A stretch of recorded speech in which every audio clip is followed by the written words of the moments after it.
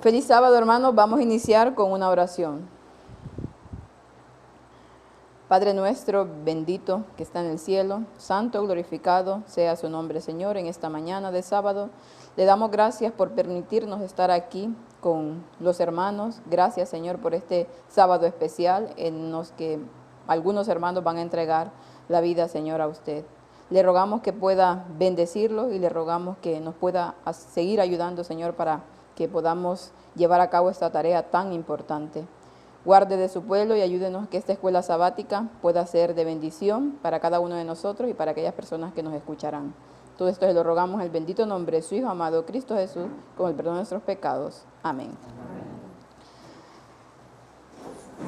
Feliz Santo Sábado tengan todos los hermanos, los que nos ven y los que están aquí en esta mañana, que tenemos un buen grupo, incluyendo algunas de las personas que se van a bautizar, que para nosotros es un placer y un honor el poder conocerles, porque bueno, los hemos visto en el chat, los que nos escriben, y la verdad es que es un gusto que no hay palabras para explicarlo. Vamos a iniciar nuestra escuela sabática, que si no equivoco es la número 8, que habla de ministrar como Jesús. Y bueno, es el mismo cuento, o es el cuento de nunca acabar, ¿no? La escuela sigue la misma tónica de todas las escuelas de este trimestre.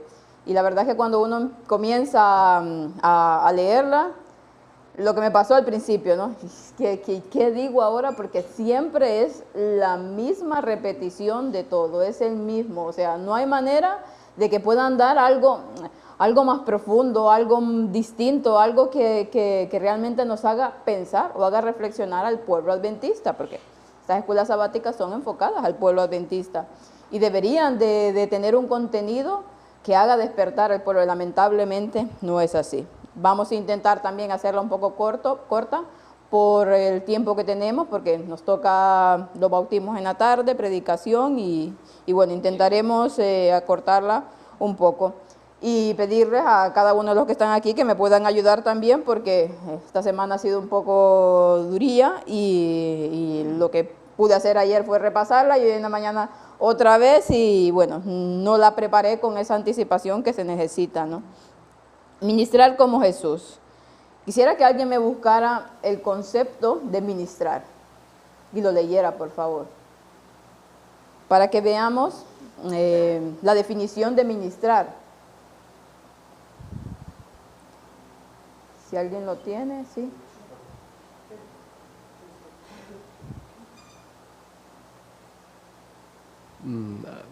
A mí, antes que Ana lo encuentre, me viene a la palabra ministro, ministerio. Sí. Y supongo que todo tiene un... Bueno, supongo no, está ligado, y ahora aquí tiene la definición. Dice, servir o ejercer un oficio, empleo o ministerio. Dar, suministrar a alguien algo. Ministrar dinero, especies, y para acabar, administrar. Y bueno, teniendo este concepto en mente, vamos a ubicarlo en el que el ministerio o un ministerio, esta vez se trata de personas, de ministrar personas, ¿no? Y nos empieza la escuela sabática con el versículo que nos dice: y al ver las multitudes tuvo compasión de ellas, porque estaban desamparadas y dispersas como ovejas que no tienen pastor. Mateo 9:36.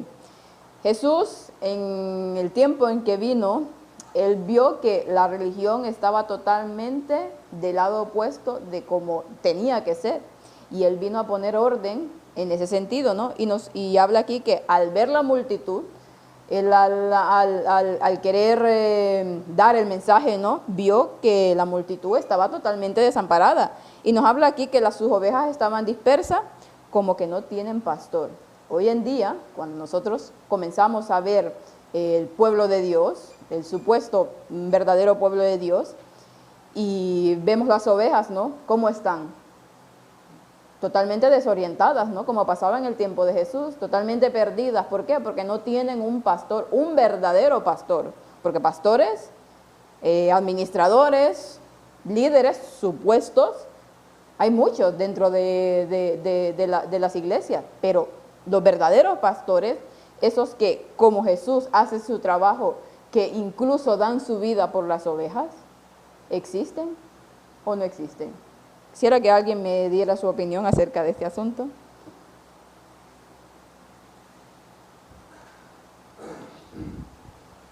Bueno, desde luego en cada época de la dispensación cristiana ha habido gente que ha defendido el mensaje tal como es y lo ha dado al pueblo. Y la función de la oveja es, entre otras cosas, identificar a este auténtico pastor, a este amigo de Jesús que le pueda dar el alimento, ¿no? Pues cuando toca y de la manera correcta, ¿no? Pero siempre también ha habido gente que ha jugado a conciencia o no, pues a dar un mensaje equivocado que ha acabado pues dispersando el rebaño, creando confusión, creando falsas doctrinas, y ya no digamos hoy en día cuando ya está a punto de venir Jesús, en el cual pues como en los tiempos de Israel acontece exactamente lo mismo, ¿no? En ese momento había... di. No, creo que también, más que ausencia de pastores, es pastores falsos Exacto. el problema. Es allí donde vamos un poco al asunto, que si, por ejemplo, en el tiempo de Jesús estaban los pastores del pueblo del Señor, que eran los sacerdotes, ¿no? Los dirigentes, los supuestos levitas, los que se encargaban de llevar un poco el orden religioso en el pueblo. ¿Y qué pasaba con ellos? ¿Qué conducta mostraban hacia el pueblo? Una conducta totalmente opuesta a lo que Cristo venía a enseñarle.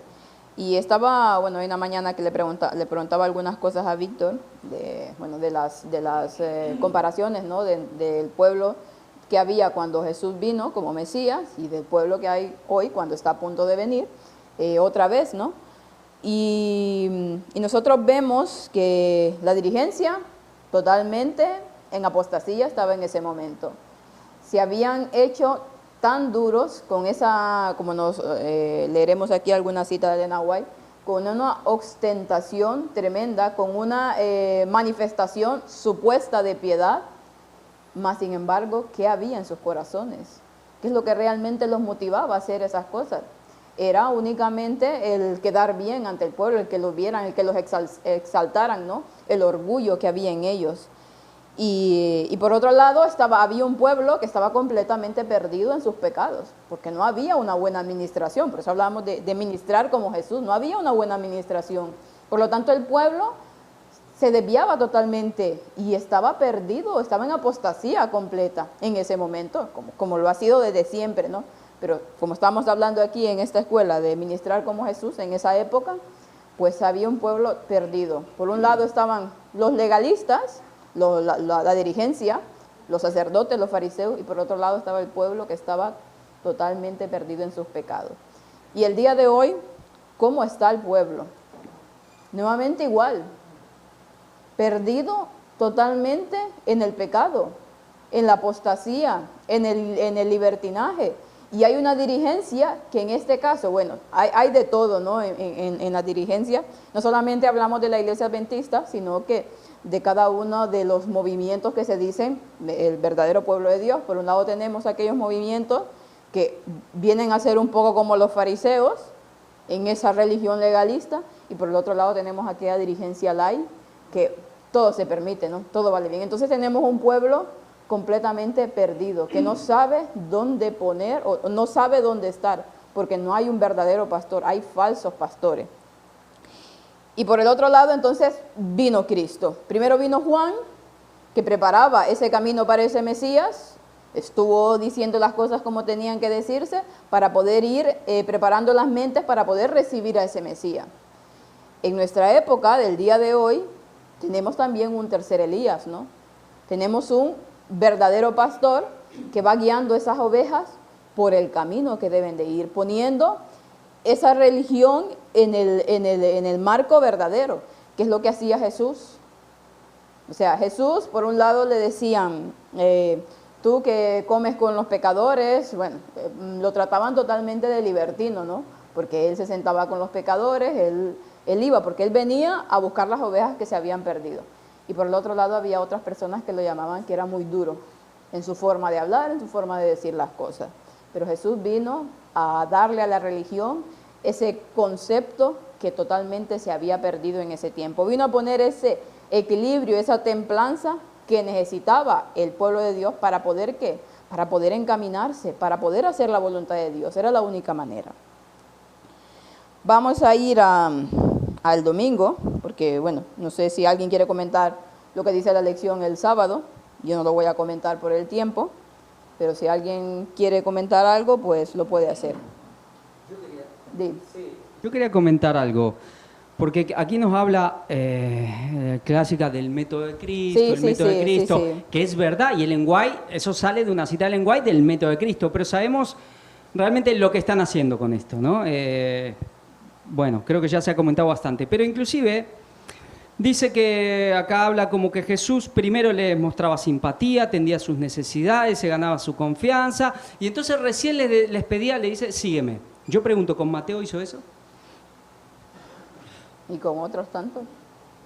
Porque yo he oído a pastores, hay uno muy famoso que le gusta mucho a nivel denominacional, por ejemplo en el habla hispana, que es Bullón, y ya sabemos la tendencia que él tiene, y le decía, no, es que para recién predicar el evangelio tú tienes que primero hacerte amigo de la persona. Sí. Y decía, y eso puede durar 1 año y medio inclusive. Y Jesús hacía eso, primero se hacía amigo, pasaba tiempo, y después les decía, sígueme. ¿Y eso es lo que dice el evangelio? Eso no es cierto. ¿Que Jesús le mostraba simpatía? Sí, pero había gente que podía... Cada situación es diferente. Pero siempre es digamos, el hecho de ir quitándole importancia a los conceptos, a las doctrinas, a las profecías, a un mensaje, el mensaje inclusive en la cuestión teórica. Y después sigue enfatizando en este tema, ¿no? Como que, bueno, después ya seguramente se comentará. Pero están torciendo realmente el evangelio de una manera descarada. Sí, ¿eh? sí, sí. Bueno, esto es lo mismo que está haciendo el Papa. ¿El Papa qué hace? No hay que ir dando el mensaje, sino que sencillamente hay que comportarse y con el testimonio así se evangeliza. Dice, no proselitismo, pues es a lo que nos están llevando, exactamente lo mismo. En vez de estar dando un mensaje, porque, a ver, es que es de lógica. ¿Cómo puedes dar el mensaje a alguien que te conozca primero, que te lo ganes con amistad, etcétera, si está en el quinto pino, donde estás tú, que no le llegas a él personalmente? Pues tienes que dar el mensaje cuál es, tal cual es. A partir de allí ya verán si tú luego eres lo que dices ser, etcétera, etcétera. Pero primero tienes que dar el mensaje. Pero como siempre nos están manipulando para llevarnos al terreno papal, muy sutilmente, pero están consiguiendo lo mismo. Así cuando va un sembrador al campo, que se va paseando con la cesta con las semillas por todo el campo y ya crecerá solo, o se agacha a plantar. Claro, es que... Claro, bueno, es que si no nos agachamos no saldrá nada, ¿eh? No puede. Ellos nos están diciendo que nos paseemos con el campo, con la cesta, con las semillas. Nos están diciendo esto, ¿eh? Tenemos que tenerlo muy claro. Lamentablemente, y es lo que hemos visto, bueno, es como que estuviera comentando la escuela sabática, la primera que di, que fue la que me tocó a mí, porque es que es una desgracia realmente, porque cuando uno comienza a ver la desplicencia que hay dentro del pueblo de Dios, cuando uno comienza a ver que la gente está totalmente equivocada, que van pasando las cosas en el mundo y no se dan cuenta. Lo único que saben decir muchos de los adventistas es que sí, todo esto que está pasando es señal de Cristo, pero al mismo tiempo es como decía, sí, pero mira, yo quiero hacer esto, yo estoy estudiando para graduarme de ingeniero, y quiero hacer una casa grande, quiero ir a viajarme por el mundo, y, o sea, por un lado, y no es mentira, lo he visto con personas que yo conozco, que son adventistas. Por un lado dicen, ponen una publicación, sí, todo lo que está pasando, Cristo ya viene, pero por el otro lado, con sus acciones, lo que están haciendo, denotan totalmente lo mismo, denotan que no hay manera de que despierten, de que abran los ojos, de que realmente estamos viviendo en ese tiempo del fin. Y este es el mensaje, esta es la mejor manera de ministrar como Jesús. Jesús, ¿qué hacía?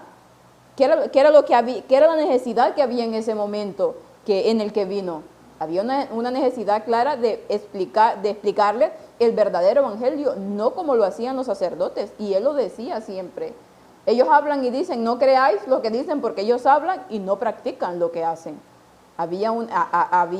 Estaban totalmente marginados las personas más débiles. Entonces Jesús tenía que venir a poner orden en ese sentido. Pero en nuestros días, ¿cuál es la necesidad más urgente de este mundo ahora actualmente?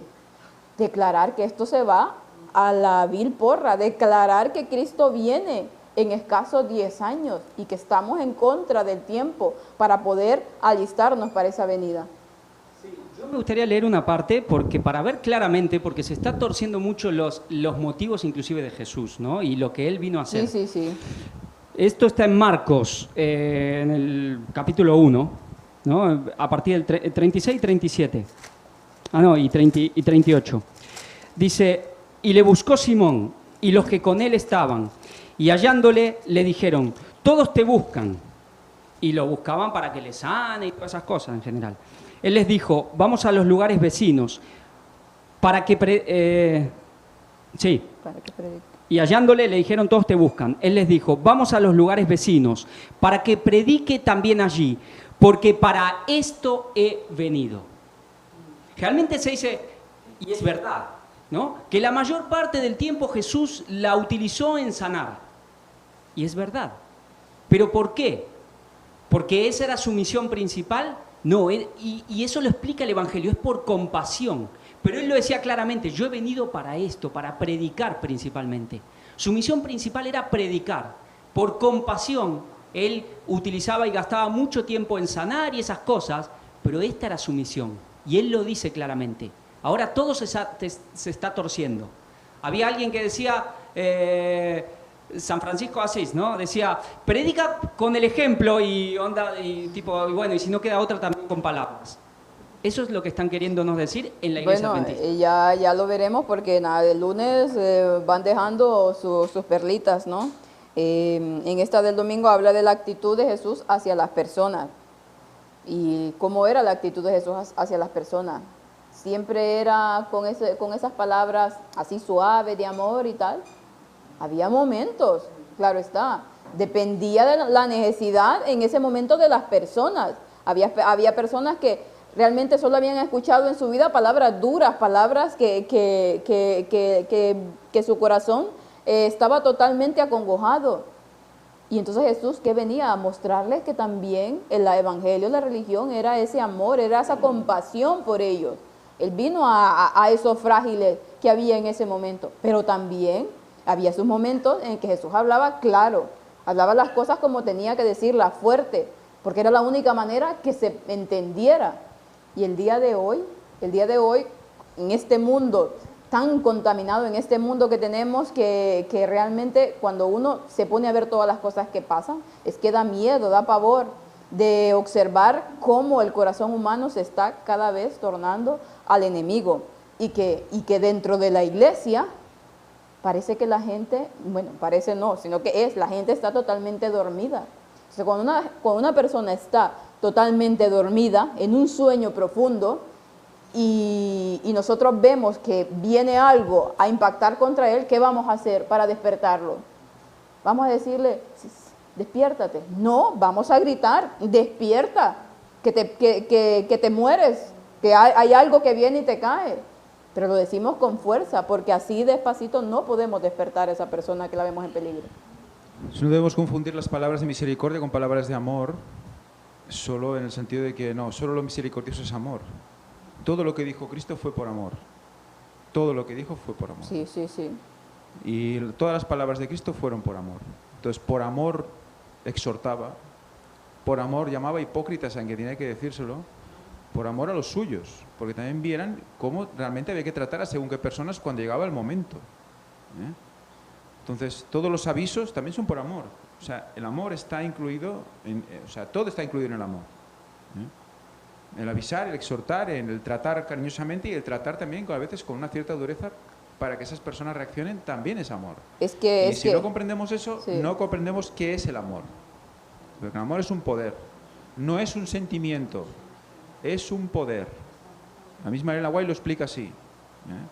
Si esperamos sentir algo como que maripositas en el corazón o no sé qué tonterías en el estómago, pues entonces nunca vamos a buscar a Cristo. Si esperáis sentir algo así, pues habrá que escuchar un tipo de música rara o algo así para sentir eso. Pero hay que vivir el Evangelio. Cuando vives el Evangelio, entonces eres feliz. Y sientes, claro que sientes. Pero cuando tú quieres seguir el Evangelio, muchas cosas de las que sientes van a ser negativas. Muchas. Y hay que vivir por fe. La fe no es un sentimiento, tampoco. Solo la bendición es sentir una bendición. La fe también es mental. Entonces es un trabajo constante de la vida. Porque cuando Pablo dice la lucha del cristiano, ¿alguien cree que Pablo no era buen cristiano? ¿Por qué habla de lucha? ¿Qué sentía Pablo? Que se le iba la mano, que se le iba el ojo. Eso sentía Pablo. Y se sentía mal por ello. Entonces eso es ver la verdad, o sea, ver lo que te está pasando es la verdadera felicidad. Ahí es donde luchas, ¿no? Y es una cosa que debe ser constante. Constante. Ese es el amor. Y cuando alguien pregunta, ¿qué es el amor? Pues bueno, es eso.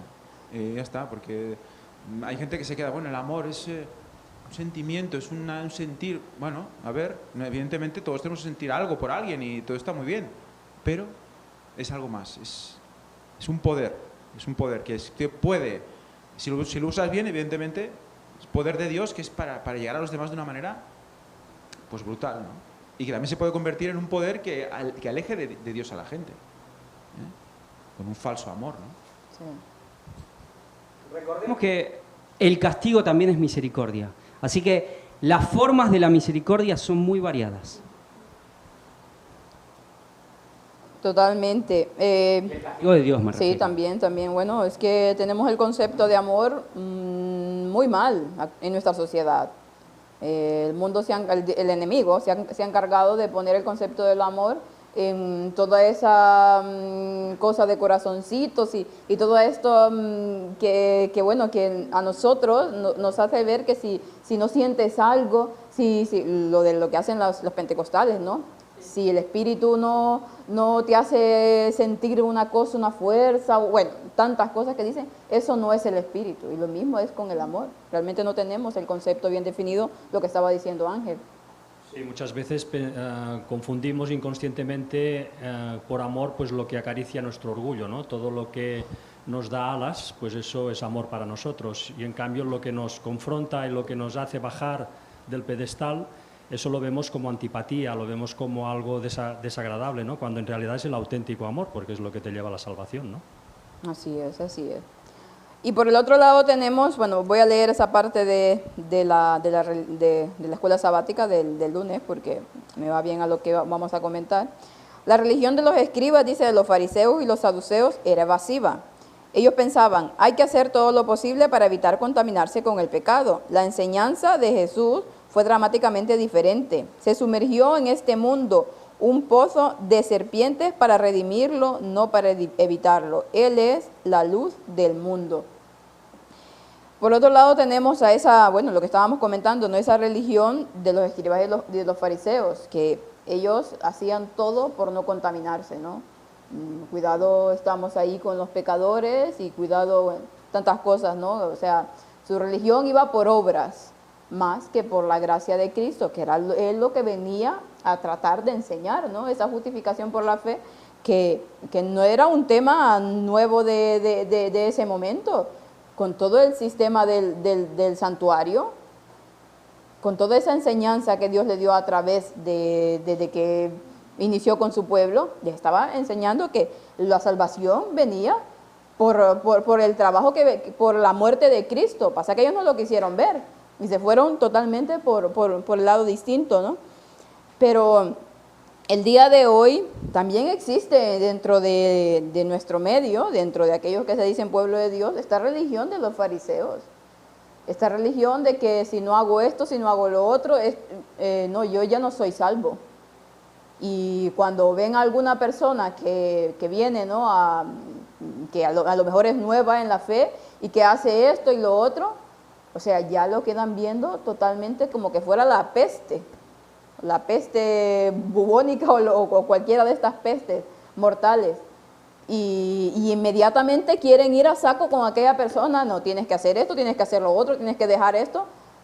Y a la persona, en vez de enseñarle cómo debe de hacer las cosas, que depende de cada persona, va a ir haciendo los cambios pertinentes, que claramente estamos surgidos, sí, porque el tiempo es corto, pero a una persona no se le puede imponer situaciones. ¿Y qué es lo que hace hoy esta rama del pueblo de Dios? Que se va al legalismo, totalmente a la apariencia, a lo externo, a la religión externa, que era lo que pasaba con los fariseos. Que si no haces esto, si no haces lo otro, pues tú ya no eres salvo, ¿no? Y se pone la religión como algo totalmente imposible. Y la gracia de Cristo, la salvación, la cruz de Cristo, se deja totalmente a un lado. Hay una cita que quería leer precisamente en Mateo 23, que habla acerca de ello, que nos dice: la religión legalista es una abominación. Hay muchas cosas que son abominación para el Señor. Bueno, el pecado en sí es una abominación, ¿no? Pero hay cosas que el Señor las remarca y dice, es una abominación para Él. Y habla, por ejemplo, de la brujería y todos estos asuntos que van relacionados con el enemigo, ¿no? El espiritismo, pues eso es abominación, pero habla de que esa religión legalista, esa religión en la que el mundo se basa por las obras, es una abominación. Dice, el reproche de Cristo a los fariseos se aplica a los que han perdido el primer amor de su corazón.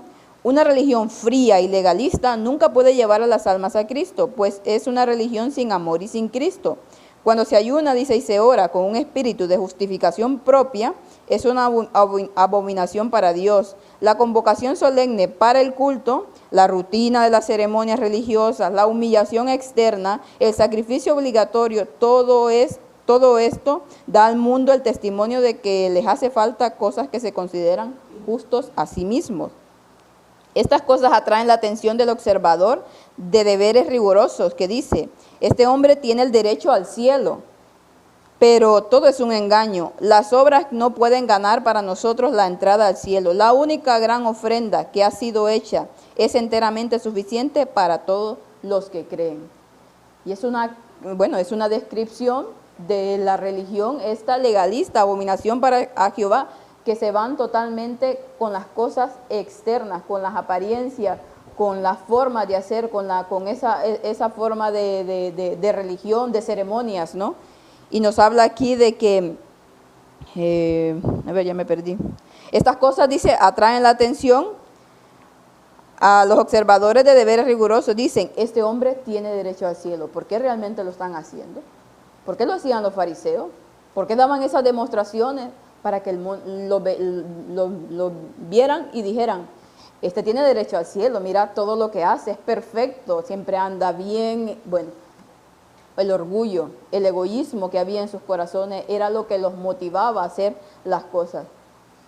Y obviamente que es abominación. Recordemos que los mayores enemigos de Cristo fueron los legalistas. Porque inclusive los saduceos, que eran del otro extremo y pasaban un poco de todo, recién al final se pusieron contra Cristo cuando empezaron a temer por su poder, porque a ellos les interesaba eso. Pero durante todo el ministerio de Cristo, fueron los legalistas, los fariseos los que le hicieron la guerra. Y las mayores reproches y denuncias que Jesús hizo en su vida, se las hizo a los legalistas, a los fariseos. A los fariseos. ¿Y hoy qué? ¿Entonces es diferente? ¿Son la mayor abominación los grupos estos legalistas que cada vez hay más? Hoy hablábamos de gente que, si tienes un televisor en tu casa, ya estás condenado. Sí. Yo conocí a un pastor que alababa a un grupo porque decía que no tenía espejos en las casas, era una comunidad. Como, mira qué espiritual. Yo decía, vaya, si te encuentras con ellos, las caras que deben tener, ¿no? Pero bueno, ya la cosa llega a ese punto y ahí lo tenemos en el Evangelio. Las denuncias más grandes fueron a ellos. Y ellos fueron los mayores enemigos de Dios de toda la historia. ¿Qué les decía Jesús a esta gente? Hipócritas. No les decía palabras amables, ¿eh? Porque quien le diga hipócrita a alguien va a decir, no es una palabra totalmente amable. Bueno, dentro de nuestro concepto, claro está. Yo se los decía, pero porque los amaba, ¿no? Quería que reaccionaran. Hipócritas, sepulcros blanqueados. que por fuera están todos ornamentados, por fuera todo lindo y todo, pero por dentro, ¿qué había? Putrefacción. Por dentro estaban podridos, porque su corazón realmente estaba muy lejos de lo que significaba el amor. Dime, David. Mira, podríamos leer el de Mateo 22, del 8 al 10, de esto que estáis hablando, más de lo que tiene que hacer el pueblo de Dios hoy. Léelo, sí.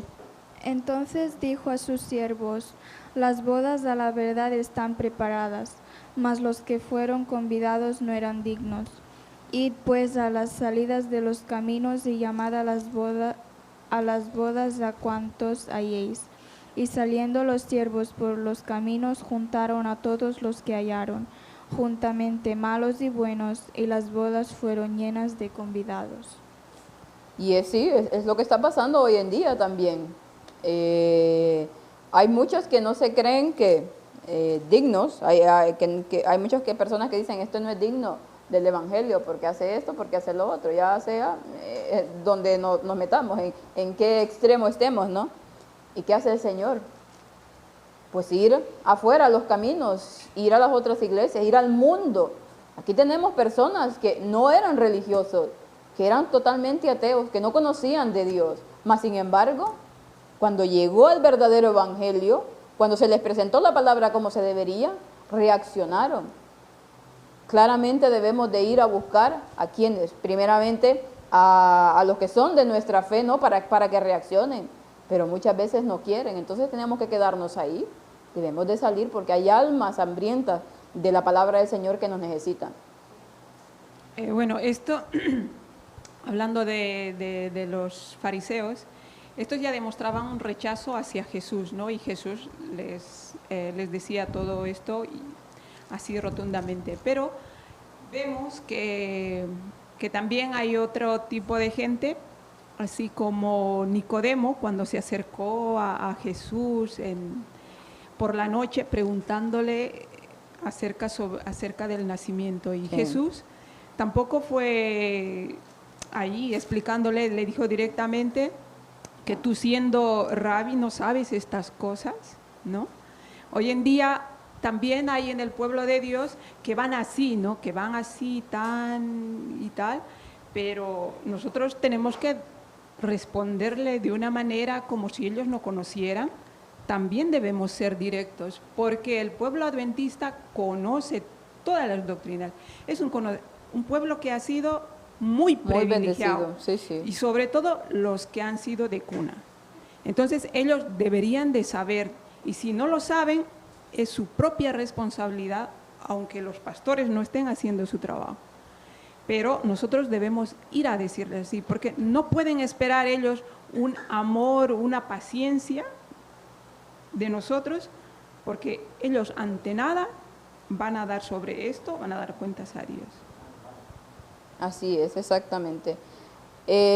Nos habla aquí del Mateo 5, 13, de 13 al 14, que nos dice: vosotros sois la sal de la tierra, pero si la sal se desvaneciere, ¿con qué será salada? No sirve más que para nada, sino para ser echada y fuera y hollada por los hombres. La sal de la tierra, bueno, aquí nos va hablando de que nosotros debemos de ser esa sal de la tierra, ¿no? Dar esa pizca de sazón que necesita el mundo. Y yo pregunto, cuando nosotros hacemos una comida, ¿cómo queda mejor la comida? Bueno, claro, vamos a hablar de gustos, para gustos los colores. Hay personas que les gusta de una manera, les gusta, pero vamos a poner un poco de lógica. La mejor manera es que esté en ese punto, ¿no? Ese punto de sal, ese punto de sazón, que no es ni muy salado ni muy simple.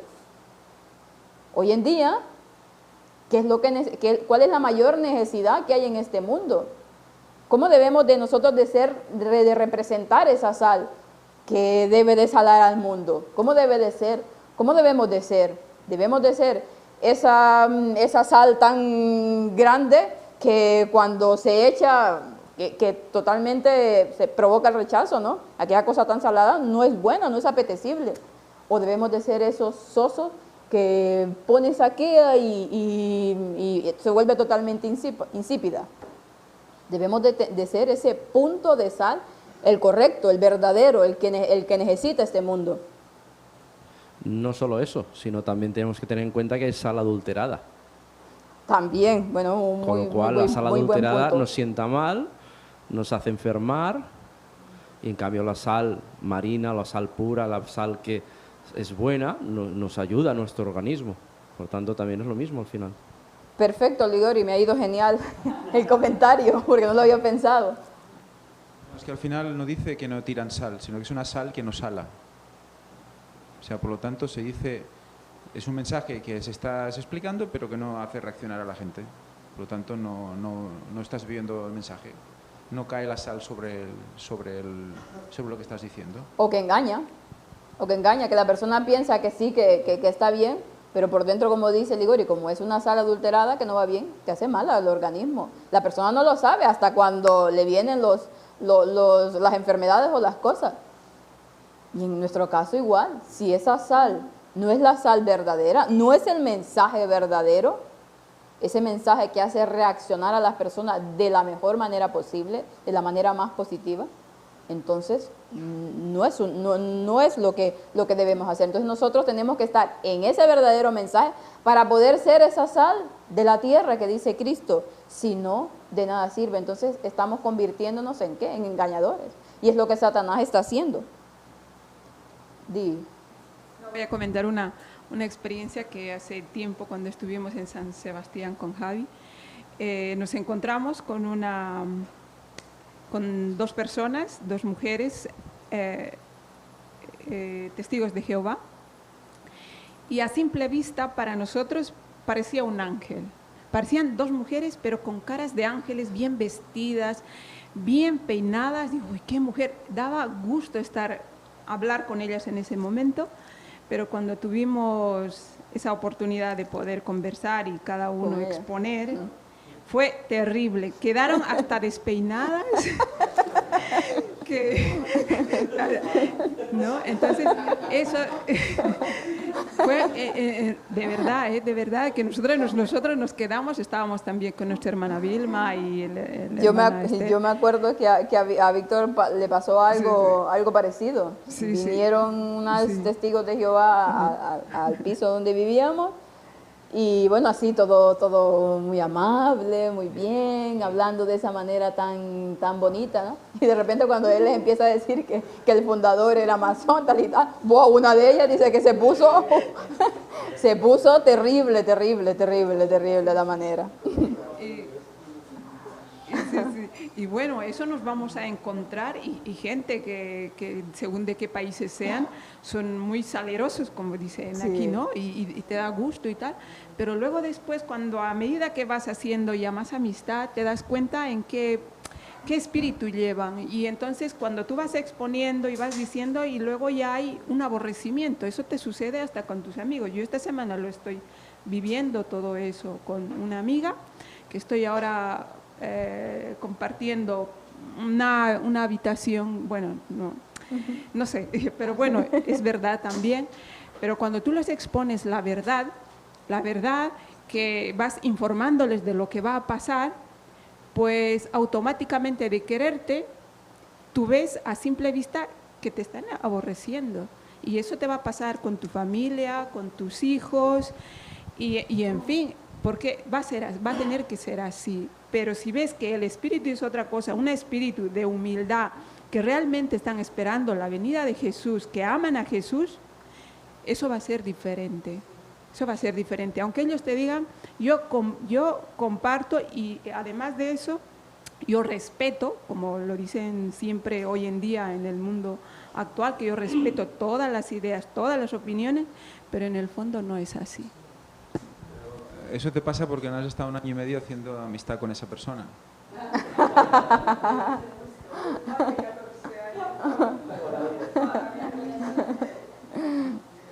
No, realmente es triste y bueno, nos reímos porque da gracia, pero es muy triste. Y lo peor es que Cuando, bueno, nosotros que estamos aquí expuestos al público, ¿no? Y que nos escribe mucha gente, y cuando escriben adventistas, es duro, es muy duro, porque son muy duros. Cuando el mensaje les molesta, cuando hay algo que va en contra de sus opiniones preconcebidas y de sus prejuicios, el ataque, o sea, de cristianos, absolutamente nada. Una cosa, sí, una cosa es lo que decimos, claramente debemos de hablar fuerte a las personas para que despierten, pero otra cosa es que ya se vayan contra ti personalmente y te insulten de una manera impresionante. O sea, adventistas o cristianos que te van y te meten caña y te dicen, como dice mi marido, de todo menos guapo, y luego salen diciendo, pero que Dios le bendiga. Lo que comentaba el otro día Víctor, ¿no? Que Dios le bendiga, o sea, no quiero esa bendición yo, porque ¿de qué me sirve esa bendición si primero te han dicho de todo? ¿Es una bendición real o es una bendición falsa? O sea, es que realmente las personas que con un poquito de lógica lo ven, pero lamentablemente el día de hoy no. Lo que pasa es que a veces por humanidad, digámosle así, queremos intentar convertir a las personas, sobre todo las amistades o familiares, ¿no? Intentamos ser un poco transigentes en el tema de decir, bueno, lo que decimos, ¿no? Vamos a ver si poco a poco, o si no le digo las cosas para que no se enfade o no rechace tal. Pero recordemos que en el conflicto de los siglos, uno de los problemas de la Iglesia cristiana, ¿cuál fue? ¿No? Y si no nos parece mal, lo leo en un momento, ¿no? Dice, el gran adversario se esforzó entonces por obtener con artificios lo que no consiguiera por la violencia. Cesó la persecución y la reemplazaron las peligrosas seducciones de la prosperidad temporal y del honor mundano. Los idólatras fueron inducidos a aceptar parte de la fe cristiana, al par que rechazaban otras verdades esenciales. Profesaban aceptar a Jesús como Hijo de Dios y creer en su muerte y en su resurrección, pero no eran convencidos de pecado ni sentían necesidad de arrepentirse o de cambiar su corazón. Habiendo hecho algunas concesiones, propusieron que los cristianos hicieran las suyas para que todos pudiesen unirse en el terreno común de la fe en Cristo. Lo leo porque hay gente que no conoce este libro. Y claro, aquí ya pasó. Es decir, ¿qué pasó a la Iglesia? Se dividió entre los cristianos verdaderos, cristianos un poquito adulterados. Sí. ¿Y qué pasó luego? La persecución. Pero ¿cuál es el problema? Que luego, por no querer que el familiar o el amigo o quien sea rechace el mensaje, o que nos rechace a nosotros, mejor dicho, bueno, ya poco a poco, bueno, ya cuando salga la ocasión, sí, bueno, pero llega un punto en que eso hay que decirlo claro. Bueno, luego vamos a comentar más acerca de eso para finalizar, porque... Mensaje de amistad, yo creo que la relación yo creo que el mensaje trae amistad, más que la amistad el mensaje.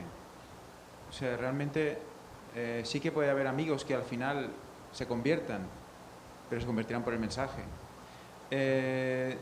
Pero fijaros la cantidad de amigos que ha traído el mensaje, porque yo acabo de tener 2 personas en casa que parecía que éramos amigos desde que nacimos juntos, y lo único que nos unía hasta ayer, cuando nos conocimos, era el mensaje.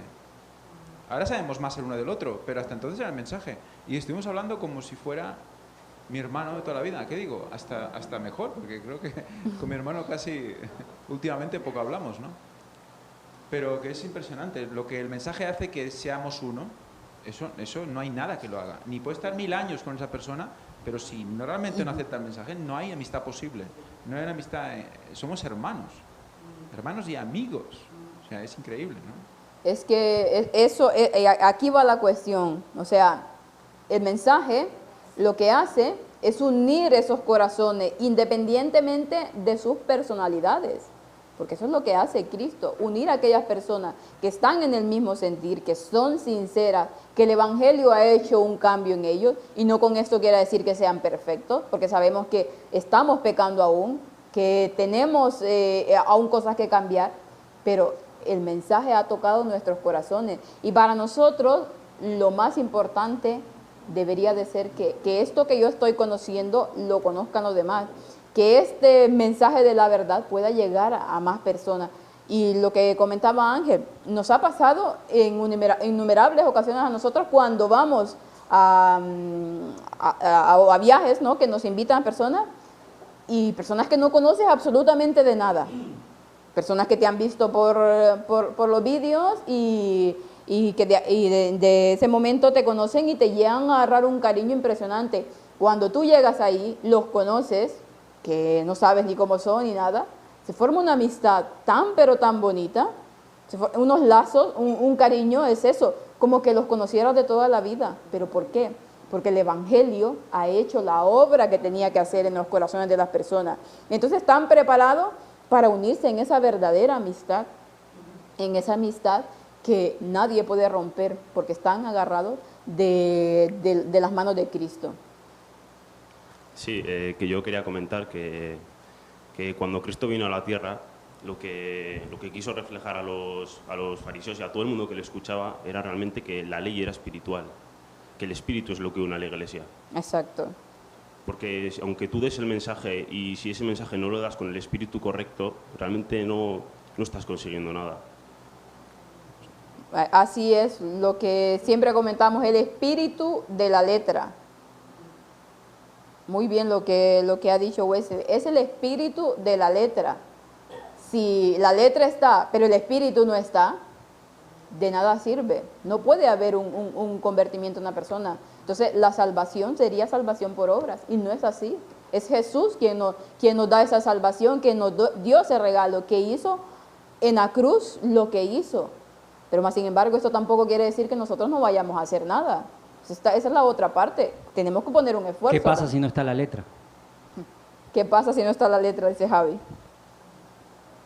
Al final siempre es eso, dividir y quedarnos con una sola cosa. Sí, y ahí están los dos extremos del diablo.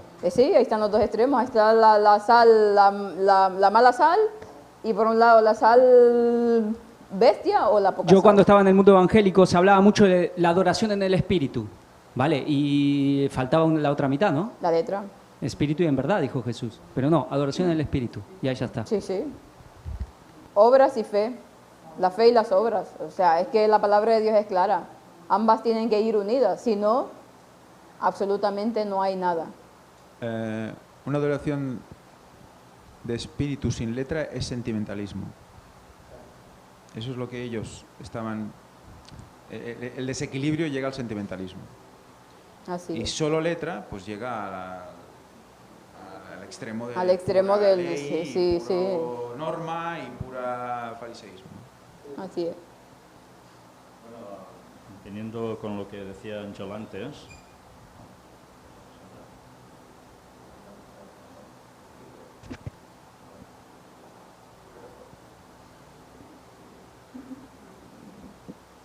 volviendo con lo que decía Ángel antes, hay una cuestión que es muy a tener en cuenta. ¿Por qué hay esa unión entre personas que no se han conocido nunca y que de repente os conocéis, y entabláis una amistad como si fuera de toda la vida? ¿Por qué es? Hay un texto bíblico que dice, andarán dos juntos si no estuvieran de acuerdo. Por tanto, para que haya ese acuerdo y poder andar juntos, hace falta que haya una misma sana doctrina. En el momento en que uno cree una cosa y otro cree otra, es imposible que se ande conjuntamente. De ahí lo esencial de siempre, siempre mantener la sana doctrina, sin manipulaciones, sin tergiversaciones, que uno diga, yo digo esto y tú dices lo otro. No, así no se puede llegar a nada. Si los discípulos hubiesen seguido con el plan que tenían antes, en un cierto momento, que todos querían ser el número uno y esas cosas, ¿qué hubiese sucedido? Que después no hubiesen podido recibir el Espíritu Santo y no hubiesen sido uno con Cristo. De ahí la importancia que tenemos de conocer bien la doctrina, saber lo que creemos, y eso nos va a unir. Y evidentemente debemos manifestar en nuestro carácter que hemos conocido a Cristo. ¿Qué decían de los discípulos? Conocían que habían estado con Jesús. ¿Por qué? ¿Que llevaban alguna marca especial en la ropa? No, era su carácter, denotaban lo mismo. Entonces, fijaos también cómo dice la profecía que cuando se ha derramado enteramente el Espíritu Santo en la lluvia tardía, que ya está, pero va cada vez a más, es también lo normal que la gente llegue a expresar lo que está registrado, de que podrán negar nuestras palabras, pero no podrán negar cómo somos, el cristianismo auténtico. Y eso es lo que va a hacer que el mensaje llegue a todo el mundo. Sucedió con los discípulos, ¿qué va a suceder ahora? Lo mismo. Por tanto, es de extrañar que cuando haya dos personas que no se han conocido, o tres o cuatro, las que sean, no se han conocido en la vida, que se junten por un momento, que se sientan tan unidos. Es increíble esto, en el mundo sí que es increíble, pero entre nosotros esto debe ser lo frecuente. Y bien, yo siempre pongo como ejemplo, porque claro, sé que mucha gente no lo sabe porque no ha estado aquí, pero la gente que se reúne aquí cada sábado con nosotros, todos hacemos piña. Y bueno, no sé si en todos los países se dice eso de hacer piña, pero nos consolidamos, hacemos un grupo unido. ¿Y qué sucede? Que llegamos aquí a las 10 de la mañana y son las 11 de la noche o más y aún estamos todos aquí, todos los que pueden. Y que nadie se querría ir. ¿Y por qué es? Pues porque hay un mismo sentir y eso nos une a todos. Y no ves unas discrepancias, ni malas caras, no ves eso. Bueno, yo digo esto desde aquí, algunos dirán, bueno, este se lo está inventando, pero ya lo sabéis, todos los que habéis estado aquí, que esa es la verdad. Y eso es lo que la gente debe ver en nosotros, que somos un grupo unidos y da igual si estamos nosotros aquí juntos y otros están en China, otros en Japón y otros en Rusia o donde sea, que todos, aunque no nos conozcamos, tengamos ese mismo sentir y que si en algún momento dado nos podemos encontrar, que eso sea manifiesto y que no haya un fingimiento, sino que sea una cosa natural porque el Espíritu Santo ya está en nosotros. El fingimiento, tarde o temprano, canta, se nota. Por tanto, debe ser una cosa que es la unión que debemos tener cada uno de nosotros con Dios. Y si hacemos eso individualmente, cuando venimos aquí o cuando estamos juntos donde sea, es lo que va a surgir, porque hay esa unión primera individual con Dios, que evidentemente a todos nos falta mucho para ser lo que debiéramos ser, como Cristo quiere, evidentemente. Pero hay un camino que seguir y ese camino se da paso a paso y lo que hemos de intentar es no retroceder y no pegar patadas al que tenemos al lado y rebotarnos, sino todo lo contrario. La unión hace la fuerza, es un dicho muy conocido y Satanás que procura la disensión. Bueno, pues si estamos unidos en un mismo sentir y estamos bien unidos en nuestra relación con Dios, este mensaje no lo para nadie y efectivamente no lo va a parar nadie. Por eso el Señor volverá. Amén, amén, así es. La verdad es que cuando lo comentábamos siempre con Víctor, para nosotros es un privilegio enorme el grupo que tenemos, porque dice, a lo mejor la gente no lo creerá, pero en este grupo, como en este grupo, nunca me había sentido, hablo de la parte religiosa, ¿no? He estado toda mi vida en la iglesia y nunca había sentido una unión tan especial como tenemos con cada uno de aquellos. Cada uno de nosotros, eso no quiere decir que todos seamos iguales, cada uno tiene sus particularidades, sus personalidades, somos distintos, a uno le gusta una cosa, a otro le gusta una cosa, a mí no me agrada comer esto, al otro sí que le agrada, y bueno, y somos así, somos con personalidades distintas, pero el mensaje nos une, y si el mensaje nos une, hay esa unidad verdadera. Entonces yo cuando empiezo a hacer memoria de cuando Cristo oró por esa unidad, Juan 14, si mal no lo recuerdo, que habla para que sean uno, como tú y yo somos uno, le decía al Padre. Yo el día de hoy veo esta unidad con los que vivimos, con los que estamos siempre todos los sábados y con todas aquellas personas que a lo mejor no están con nosotros aquí físicamente, pero están en el mismo espíritu. Entonces, esa verdadera unidad, esa unidad de la que Cristo hablaba, que su pueblo sería uno, y lo hablaba también en profecía, hoy en día la estamos viviendo. Hoy en día ese mensaje del cuarto ángel, con esa fuerza que ha venido a tocar nuestros corazones, es el que ha hecho que estemos unidos en Cristo y estemos unidos también como hermandad. Realmente que es maravilloso. Las personas que vienen aquí lo pueden constatar. Es un grupo maravilloso el que tenemos. Y da gusto y da placer siempre estar los unos con los otros. Y vamos a ir un poco terminando porque falta el culto y luego por la tarde los bautismos. Nos habla aquí no voy a hablar de todos los días, nos habla aquí de la luz del mundo. Vosotros sois la luz del mundo, una ciudad sentada sobre un monte no se puede esconder. En cuanto más grande sea la luz, se hace más evidente la oscuridad entre una y otra, ¿no? Entonces, hoy en día ellos van hablando aquí de que Jesús ilustró que fue la luz del mundo.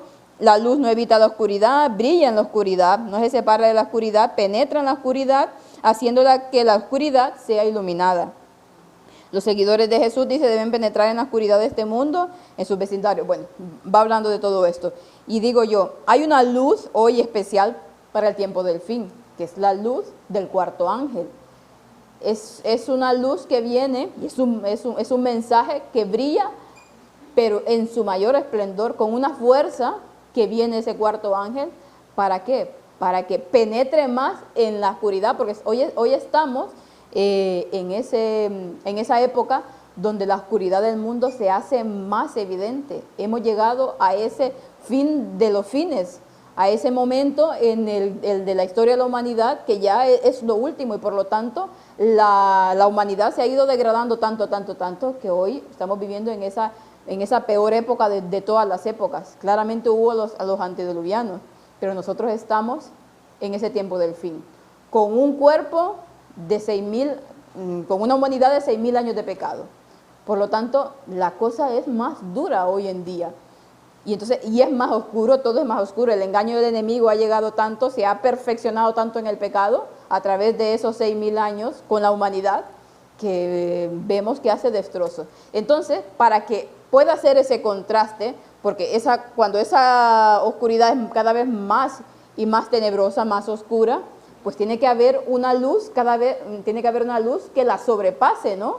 Más radiante, y ese es el mensaje del cuarto ángel. Por eso nos habla que iba a venir con poder, que brillaría de una manera impresionante. La luz que emana de ese mensaje es la que puede hacer que el mundo brille, es la que puede hacer que en medio de esa oscuridad del pecado pueda salir algo bueno. Entonces, eso es lo que nos dicen aquí. Están hablando de la luz, que nosotros somos la luz, pero si esa luz no da la verdadera luz, si esa luz es tenue, si esa luz no se enfoca bien, ¿cómo vamos a brillar? No podemos. Solamente con el mensaje del cuarto ángel, que es para este tiempo del fin, es como nosotros podemos dar evidencia que realmente estamos brillando dentro de un mundo lleno de oscuridad.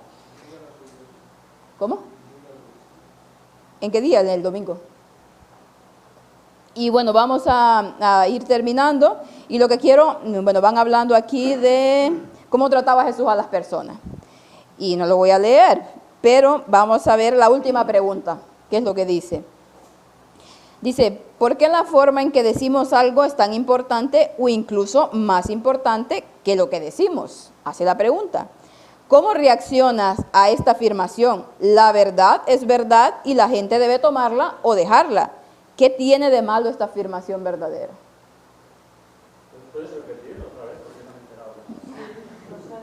Porque la forma en que decimos algo, ¿por qué la forma en que decimos algo es tan importante o incluso más importante que lo que decimos? ¿Cómo reaccionas a esta afirmación? La verdad es verdad y la gente debe tomarla o dejarla.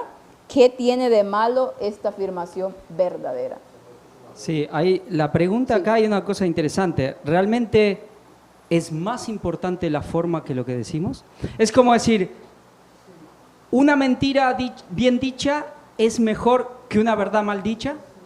Creo que dice, ¿por qué la forma en que decimos algo es tan importante? Creo que ahí está bien. Porque uno puede conceder, yo quizás pueda decir, claro, vale, claro. Es tan importante como lo dice que lo que dices, pero no, es más importante cómo lo dices que lo que dices. Caemos siempre en lo que estamos hablando, que el testimonio, que el no proselitismo.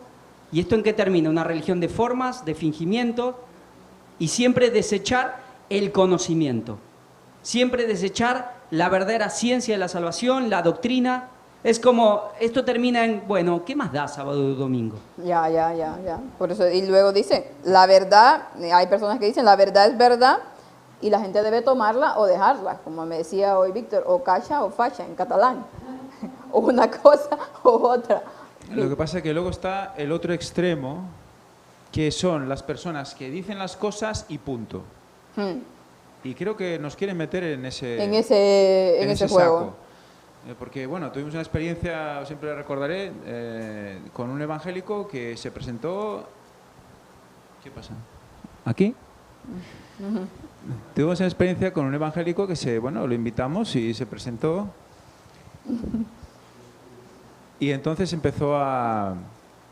Bueno, escuchó todo y luego se levantó y empezó a decir, porque Cristo es el Hijo de Dios y claro, no sé qué, y es el Redentor. Y ahí todos los que había allí no eran creyentes. Estábamos hablándoles de, para poco a poco ir, y vam, y que arrepiéntete y no sé qué, y pum, y ala, y se quedó tan ancho. Y la reacción fue que de poco lo linchan allí. De poco lo linchan, estuvimos a punto.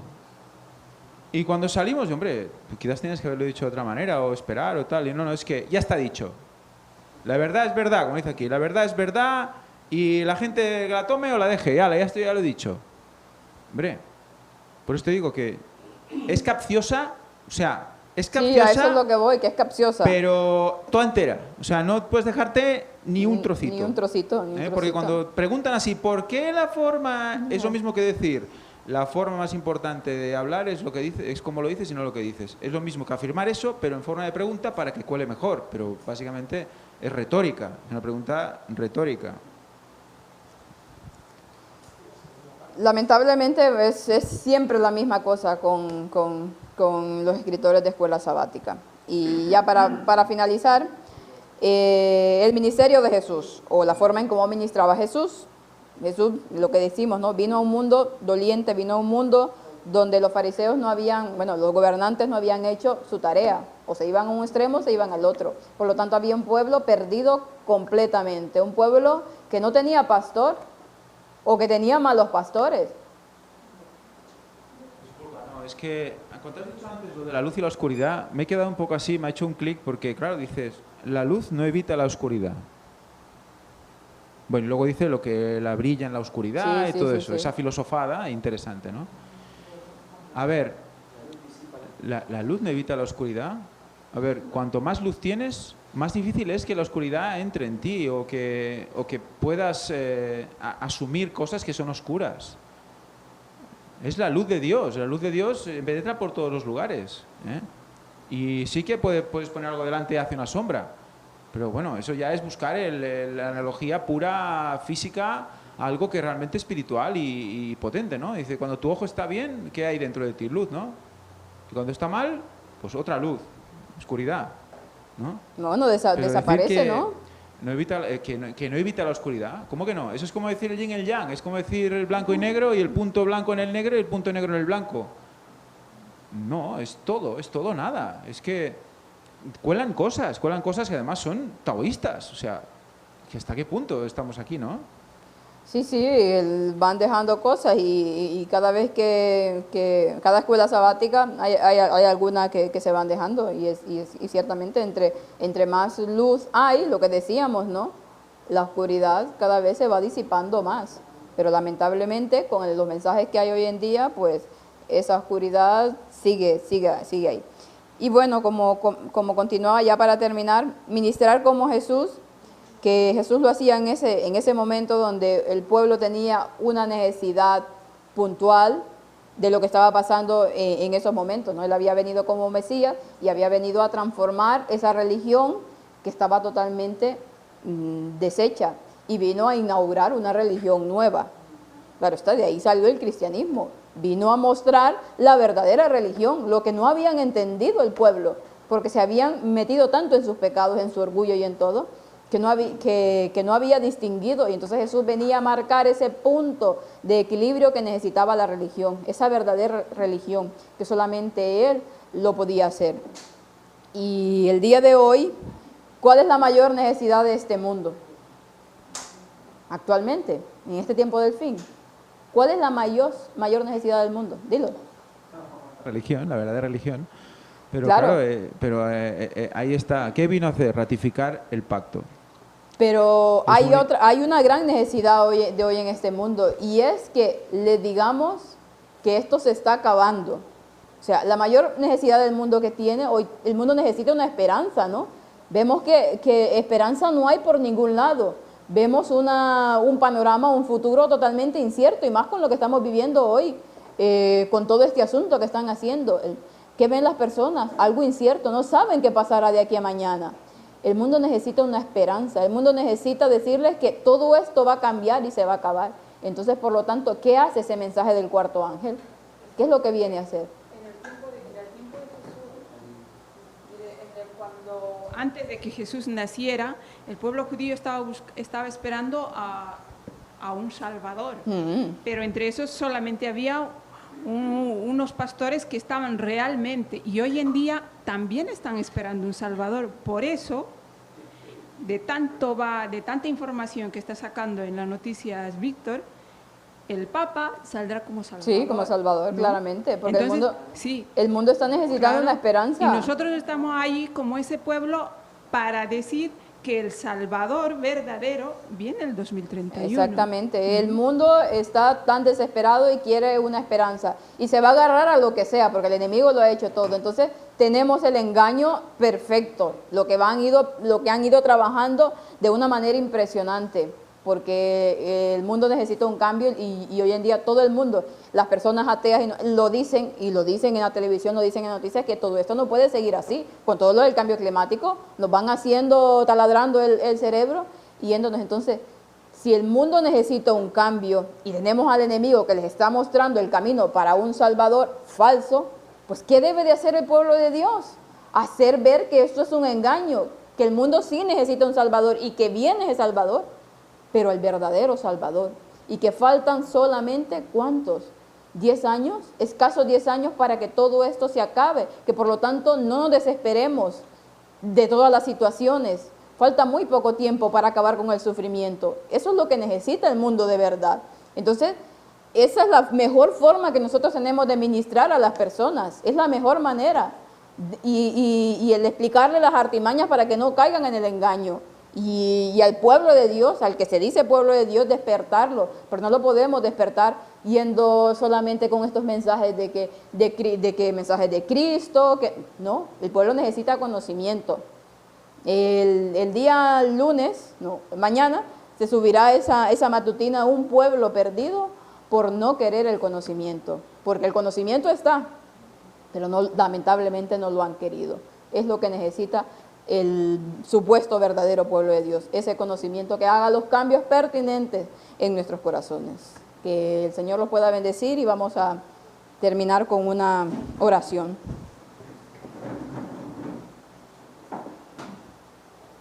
Puedes terminar la oración tú, mamá.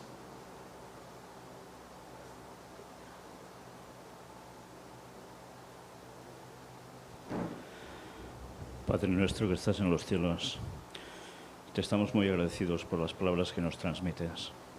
Gracias porque el Espíritu Santo ayuda a que conozcamos más cosas, a que nos planteemos muchas más, y que hablas a través de las personas que están aquí, no solo de tu palabra escrita, sino también de lo que pones en las mentes, en los corazones de cada uno de nosotros. Y te queremos pedir que siempre nos utilices para esto, Señor.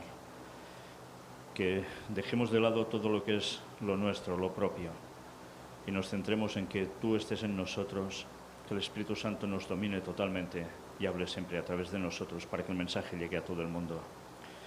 Cuida, Señor, de ir uniendo a todos los que son tuyos alrededor del mundo. Que demos tu mensaje, el del cuarto ángel, a este mundo que tanto lo necesita porque está al límite. Y que demos argumentos a la gente, pero que vean también en nosotros tu forma de ser, para que así se sientan con ganas de querer ser igual que tú y poder estar en tu reino. Bendícenos, gracias por todo lo que haces por nosotros, y ayúdanos, Señor, en esta unión para prepararnos para tu pronto regreso. Pase lo que pase. Perdona todos nuestros pecados. En el nombre de Jesús te lo pedimos todo. Amén. Amén.